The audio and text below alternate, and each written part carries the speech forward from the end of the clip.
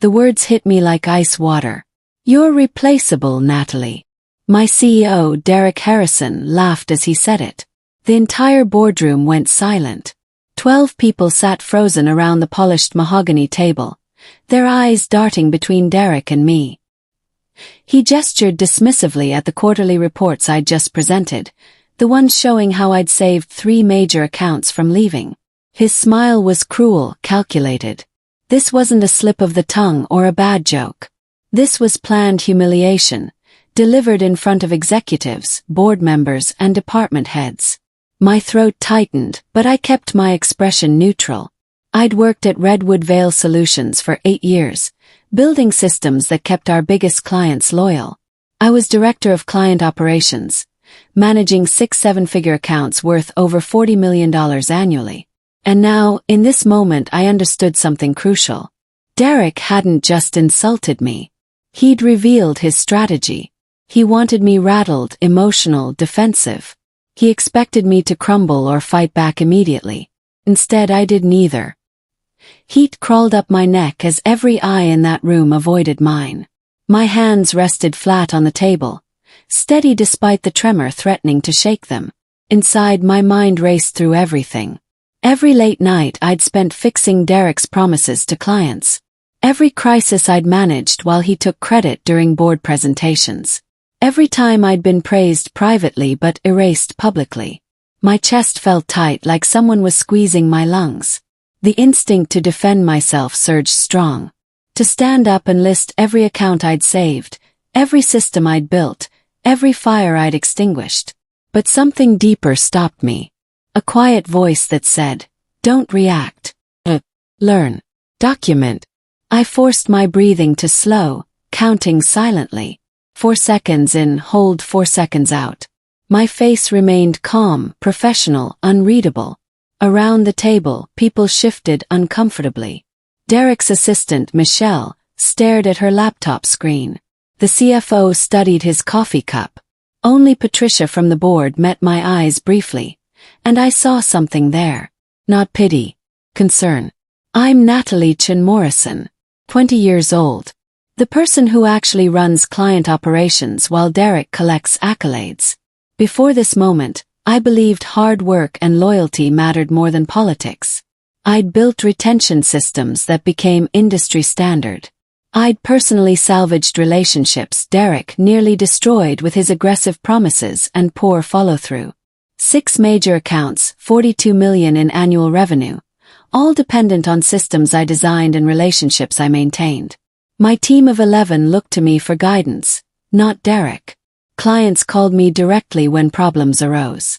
But none of that mattered in this boardroom, apparently. I gathered my materials slowly, deliberately.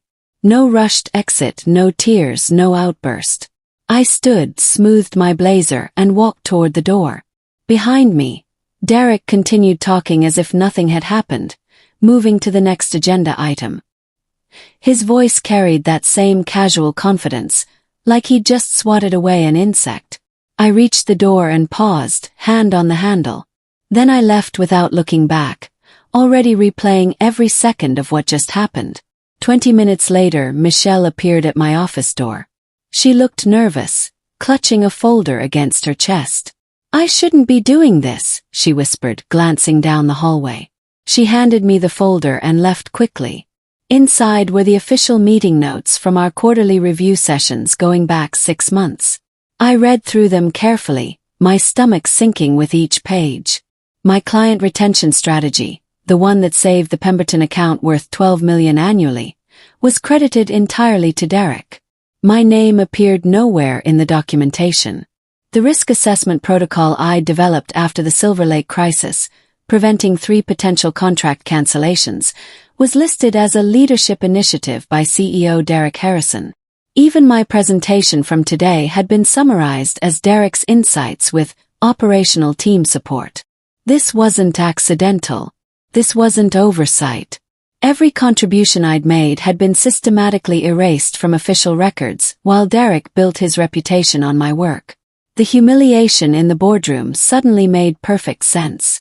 He wasn't trying to diminish me. He was preparing to remove me entirely. I leaned back in my chair, memories flooding in. 3 years ago, the Westbridge account threatened to leave after Derek promised capabilities we couldn't deliver. I'd spent 72 hours straight developing a workaround, coordinating with technology and implementation teams, personally managing every detail. The client stayed. At the celebration meeting, Derek presented the victory as his strategic vision. I'd sat in the back, watching him accept congratulations. "Natalie did great execution work," he'd said, gesturing vaguely in my direction. Execution work. Like I was just following his brilliant plan instead of saving his mistake. It had stung then, but I'd told myself it didn't matter. The client was happy. The company succeeded. That was enough. Except it wasn't, because that pattern repeated itself monthly. I fixed problems Derek created with overcommitments and unrealistic timelines. He smiled privately when I succeeded, thanked me quietly, then stood in front of the applause. I'd convinced myself this was normal corporate politics, that my work spoke for itself, that eventually people would see the truth. How naive I'd been. The next morning, Helen from Human Resources appeared at my office. "Derek mentioned yesterday's meeting got tense," she said carefully. "Would you like to file a formal complaint or schedule a mediation session?" Her tone suggested she already knew my answer. Filing a complaint would make me look weak, emotional, vindictive. Derek had planned this perfectly. If I reacted, I'd be the problem. "No complaint necessary," I replied calmly. "I'm focused on delivering results for our clients.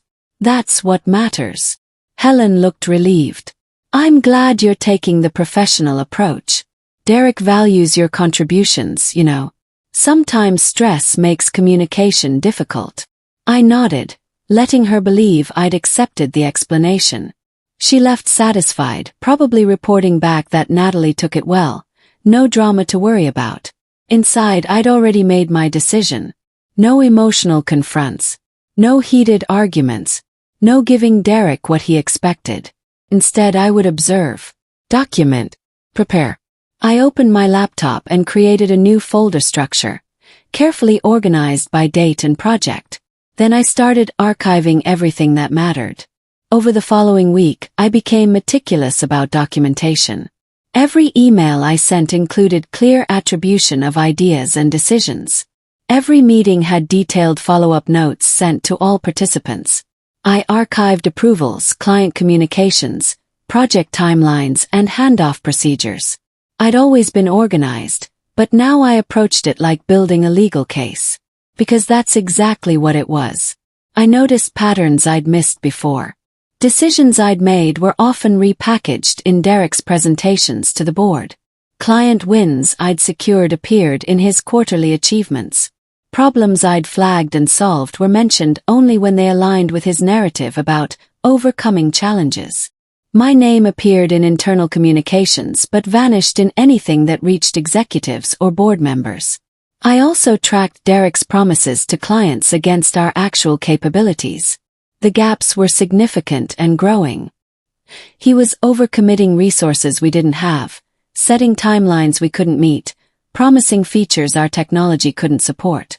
And every time my team scrambled to make it work somehow. 2 weeks after the boardroom incident, Derek called a department-wide meeting. 40 people crammed into the main conference room. He stood at the front, relaxed and smiling. "We're focusing on efficiency this quarter," he announced.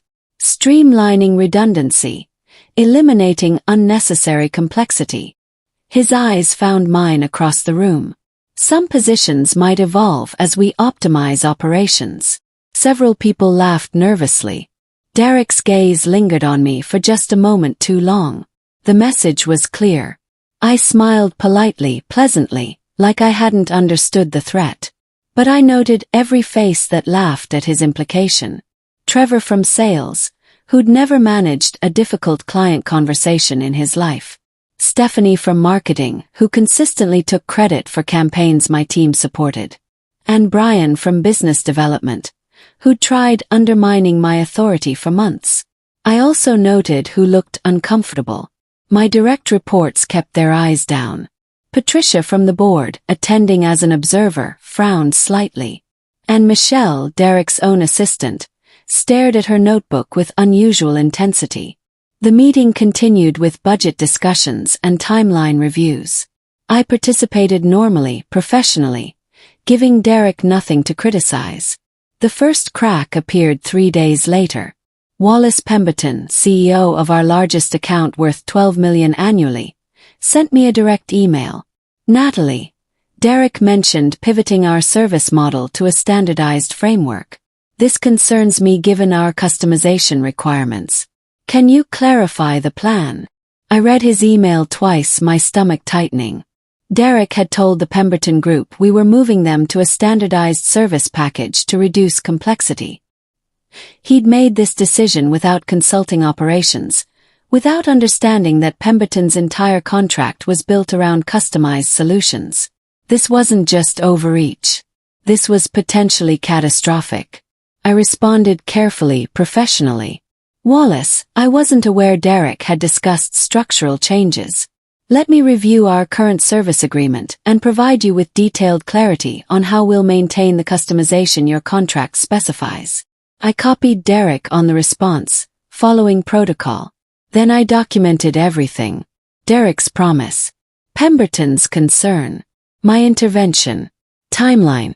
Within an hour, Wallace responded. Thanks, Natalie. I trust your judgment on this.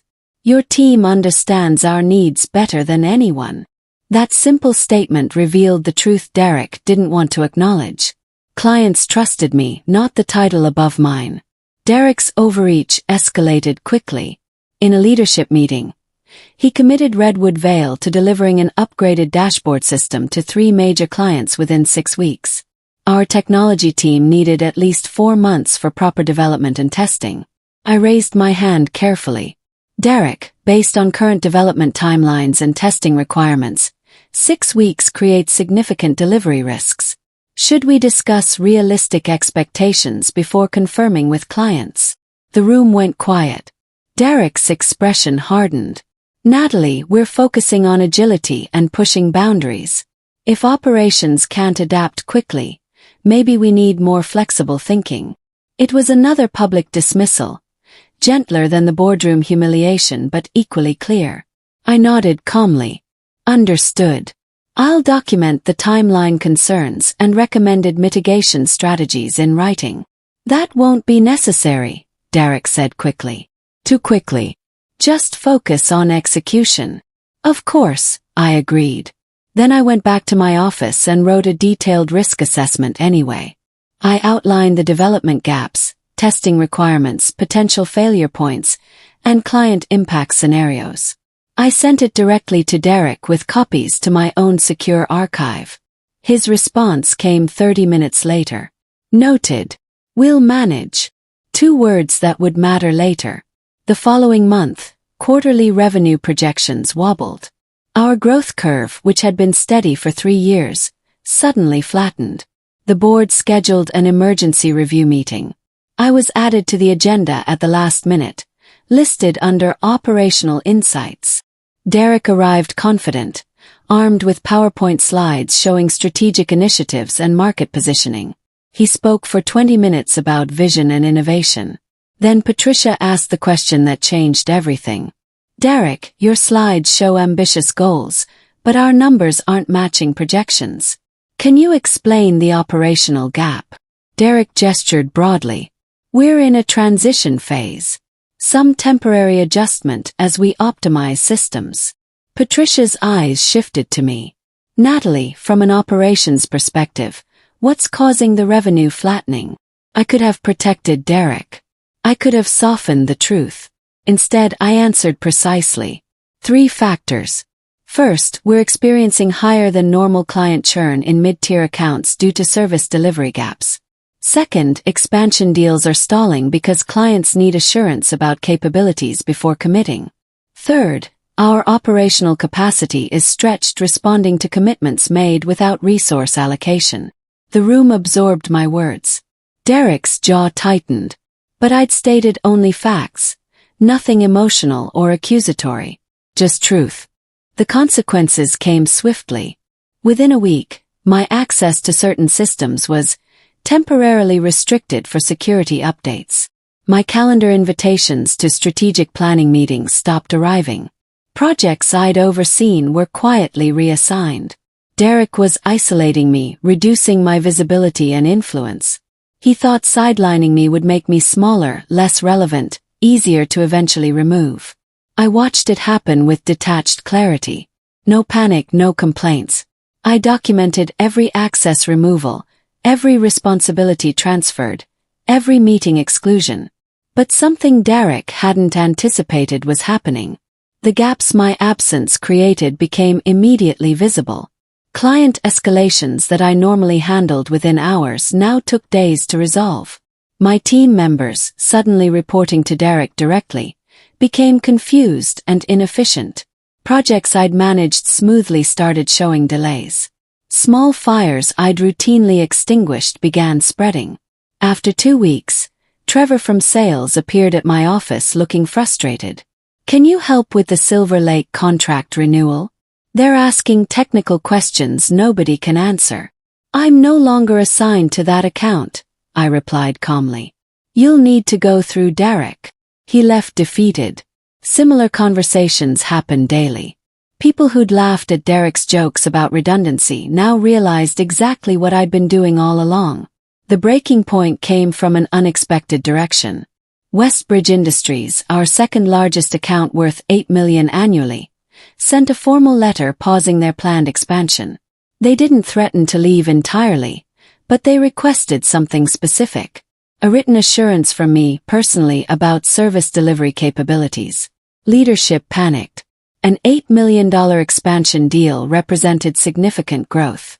Losing it would devastate quarterly projections and shareholder confidence.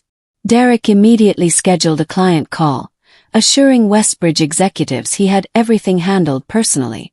I watched the meeting invite arrive in my inbox, my attendance marked optional. The call happened without me. Derek spent 40 minutes making promises about dedication, innovation and partnership. The Westbridge team listened politely. Then their CEO Malcolm Torres asked directly, "Where is Natalie in this conversation? She's been our operational anchor for 3 years." Derek stumbled slightly. "Natalie remains valuable to our team. I'm personally overseeing all major accounts now to ensure executive attention." Malcolm's response was measured but clear. "Derek, we appreciate your attention. However, our confidence in this expansion specifically depends on Natalie's continued direct involvement. We'd like written confirmation of that before proceeding." The meeting ended awkwardly. Derek had been publicly told his assurances weren't enough. 2 days later, the board announced a comprehensive performance and risk review, not just of the company but of leadership specifically. They wanted documentation, communications, decision trails, evidence of how strategies were developed and executed. I received a formal request from Patricia. "Please submit all relevant documentation regarding client operations, strategic decisions, and leadership communications over the past 18 months. I'd been preparing for exactly this moment. I provided clean, organized, chronological documentation. Email threads showing my risk assessments and Derek's dismissals. Client communications proving relationship ownership. Project timelines demonstrating gaps between promises and delivery. Strategic proposals I'd authored that later appeared as Derek's initiatives. I included no emotional commentary, no accusations, no interpretation. Just facts, dates, evidence. The documentation spoke for itself, revealing a pattern anyone could see. My work propped up promises Derek made alone. My interventions prevented disasters his overreach created. My relationships maintained client confidence his approach undermined. I submitted everything professionally, then waited. The review would take weeks. During that time, I continued working normally, managing my reduced responsibilities with the same excellence I'd always maintained. Late one night, alone in my office, I thought about why this mattered so much. It wasn't just pride or revenge. Something deeper drove my careful documentation and patient approach. I'd spent 8 years believing loyalty and competence would protect me. That good work naturally led to recognition and security. Derek's public humiliation shattered that belief. But instead of breaking me, it clarified everything. I'd been invisible by choice, accepting quiet credit while Derek stood in spotlights I'd earned. I'd convinced myself his success was my success, that lifting him elevated everyone. The truth was simpler and harder. My invisibility had made me vulnerable. Without public ownership of my contributions, I became expendable in Derek's narrative. This careful process of documentation and patience wasn't about destroying Derek. It was about refusing to disappear. About ensuring my actual contributions were visible, recorded, and undeniable. About proving I'd been essential all along. I looked at the files on my computer, months of archived evidence. This was my professional survival, documented one decision at a time. I wouldn't let myself be erased. The review process continued through the following weeks. Leadership was asked to verify previous statements and decisions. Derek, I learned through Michelle, grew increasingly defensive. In meetings, his stories about past successes started contradicting earlier versions. When board members asked specific questions about client strategies, his answers became vague. "I'll need to check the documentation on that," became his frequent response. The problem was the documentation existed and told a different story. Email threads surfaced showing I'd proposed solutions Derek initially rejected before later claiming as his ideas. Meeting notes revealed my risk warnings he'd dismissed publicly. Client communications proved I was the primary relationship manager, not Derek. One particularly damaging exchange emerged from the Pemberton situation. Derek had told the board he'd strategically decided to standardize their service package. My email clearly showed I'd intervened to prevent that exact mistake, preserving the customization their contract required. The gaps between Derek's claims and documented reality grew obvious. I attended review meetings when requested, answering questions precisely and unemotionally. I never volunteered criticism of Derek. I simply confirmed facts when asked. The board's questions sharpened considerably. Patricia led most inquiries, her tone professional but increasingly pointed. Why were operational warnings about the dashboard timeline ignored? She asked Derek directly during one session. Derek shifted in his chair. We encourage bold thinking here. Sometimes operations teams focus too much on obstacles instead of solutions. Patricia turned to me. Natalie, did you provide specific risk assessments about the dashboard timeline? Yes, I confirmed. I outlined development requirements, testing protocols, and realistic delivery windows in a written memo to Derek. And what happened to those concerns? They were noted but not incorporated into client commitments. Patricia made a note.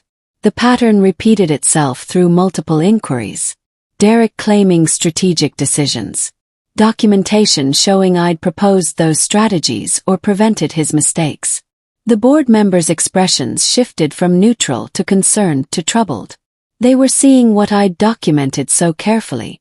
Not a personality conflict or a power struggle. A systematic pattern of one person's work propping up another person's reputation. Derek tried deflecting, suggesting I was overstepping boundaries or misunderstanding strategic thinking. But every deflection just prompted more questions that documentation answered clearly. Finally, Derek made his critical mistake. Pressed about why recent client situations had escalated, he suggested I'd failed to properly escalate operational concerns. Leadership depends on team members raising issues clearly, he said, looking directly at me. If problems aren't communicated effectively, we can't address them strategically. It was a calculated blame shift. Except I'd been waiting for exactly this moment. I did escalate concerns repeatedly, I replied calmly. Would it be helpful if I provided those escalations with timestamps? The room went very quiet. Derek's expression flickered uncertainty before settling back into confidence. I'm sure Natalie did her job. I'm saying the communication could have been clearer. Patricia leaned forward. Actually, yes, Natalie. Please provide all escalations with timestamps. I pulled up my laptop, accessing files I'd organized precisely for this purpose. Risk assessments with Derek's dismissive responses. Client concern escalations he'd minimized. Resource shortage warnings he'd ignored. Timeline impossibility explanations he'd overruled. Every single instance, dated, documented, with Derek's actual responses preserved. I sent the files to the board conference room screen. 23 escalations over 16 months. Each one professionally stated. Each one dismissed or ignored. The silence that followed was different than the boardroom humiliation silence. This time the stillness was for Derek. I didn't need to prompt what happened next. Clients spoke without any encouragement from me. Wallace Pemberton contacted Patricia directly, praising my leadership and expressing concerns about executive direction. His email was formal but pointed. Natalie has been instrumental in maintaining our partnership. Recent leadership decisions have created uncertainty about Redwood Vale's understanding of our needs. Malcolm Torres from Westbridge sent a similar message, specifically noting my intervention had prevented service disruptions they'd been unaware were threatened. 2 other major accounts independently reached out to board members during the review period. Not to complain exactly, but to emphasize their relationships were with me specifically, and their confidence in Redwood Vale's operations depended on my continued authority and involvement. These weren't coordinated. I hadn't asked anyone to speak on my behalf. But 8 years of genuinely good client relationships meant people noticed when I was suddenly sidelined. They noticed when response times slowed, when problems took longer to resolve, when the person they trusted was no longer empowered to help them. Derek had thought isolating me would make me disappear. Instead, it illuminated exactly how essential I'd been all along. The investigation expanded beyond leadership dynamics into financial and operational metrics. The board brought in external consultants to analyze retention rates, client satisfaction scores, revenue consistency, and operational efficiency. Patterns emerged that Derek couldn't explain away. Client retention was strongest in accounts where I had direct involvement. Satisfaction scores correlated with my team's responsiveness, not Derek's strategic vision. Revenue consistency depended on realistic commitments, which I enforced, versus Derek's aggressive promises that created delivery failures. The consultant's report was diplomatic but clear. Operational excellence has been masked by leadership attribution issues. Strategic decision-making shows gaps in practical feasibility assessment. In plain language, Derek took credit for my work while his actual decisions created problems I fixed. The numbers proved what documentation suggested. For 8 years, Derek's reputation had been built on my execution. His confidence had been funded by my competence. His rise had been enabled by my willingness to remain invisible. Now, with that invisibility stripped away, the foundation of his leadership looked hollow. The board scheduled private meetings with key personnel. I was called in alone. Patricia and 2 other board members sat across from me in a small conference room. No Derek, no other executives. Just them and me. Natalie, we need to ask you a direct question, Patricia began. If leadership changes were made, would you consider staying at Redwood Vale in an expanded capacity? It was the first time in 8 years anyone with real authority had asked what I actually wanted. I didn't answer immediately. I'd spent 2 months documenting evidence, but I hadn't thought deeply about what came after. What did I want? The same role with better protection. Derek's position. Something entirely new. I need to understand what expanded capacity means, I replied carefully. What specifically are you proposing? Patricia exchanged glances with her colleagues. We're considering restructuring executive leadership. We'd want someone with operational excellence and client trust to take a more prominent role. Someone whose track record is proven, not just claimed. They weren't explicitly saying Derek would be removed. But the implication was clear. I'd need real authority, I said quietly. Not just title but actual decision-making power. Control over commitments made to clients. Direct board communication. And my contributions properly attributed. Patricia smiled slightly. That's exactly what we're thinking. Then yes, I answered. I'd consider it. Derek's exit happened quietly. No dramatic firing, no public announcement. His calendar simply cleared one day. By the following week, an internal memo announced leadership transition and Derek's departure to pursue other opportunities. There was no farewell email from him. No final address. Just absence where his presence had been. I learned later the board had given him a choice. Resign with a neutral reference and modest severance, or face formal termination with cause based on misattribution of work and poor judgment calls. He chose resignation. Some people seemed shocked. Others, particularly those who'd worked closely with both of us, seemed unsurprised. My team looked relieved.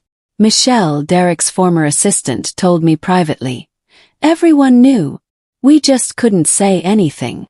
The man who'd called me replaceable in front of a dozen witnesses was gone.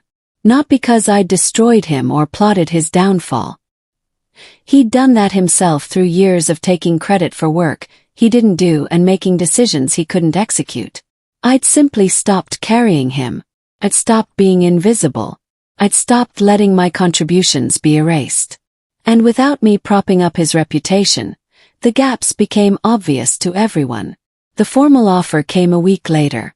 Chief Operating Officer with executive authority over client operations, service delivery, and strategic resource allocation. My compensation doubled. My team expanded. But most importantly, my name would be on everything I created. The contract explicitly stated decision-making authority and attribution rights. I negotiated carefully, ensuring protections against what had happened with Derek. Board communication access.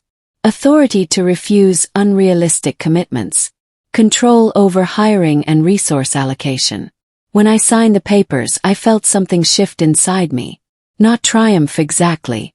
More like recognition. This was what I'd earned years ago but had been too invisible to claim.